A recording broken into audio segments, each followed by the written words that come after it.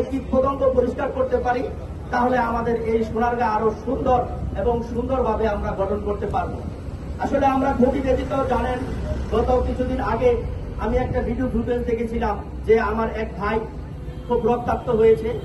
আমি মনে করি সে শুধু একা একজনের ভাই নয়, আমাদের সোনারগাঁর সকল স্বেচ্ছাসেবীদের ভাই।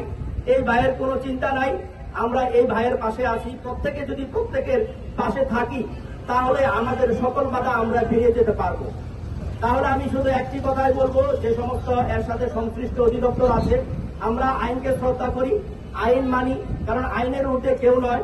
আমরা প্রত্যেকটা লোক, আমরা প্রতিটা মানুষ যেন ভালো কিছু করতে গেলে আমাদের এই কীটপতঙ্গগুলো এসে যে সমস্ত হামলা মামলা বা যে সমস্ত ধাক্কা আমাদের উপর আসে, এই স্বেচ্ছাসেবীদের উপর আসে, আমরা এটা কখনো মেনে নিতে পারি না। আর আমরা সোনারগাঁয়ের মানুষ কখনো এটা মেনে নিব না।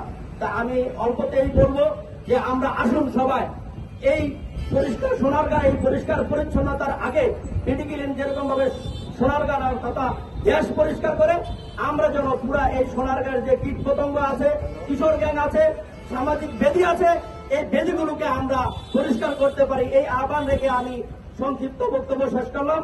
আল্লাহ হাফেজ।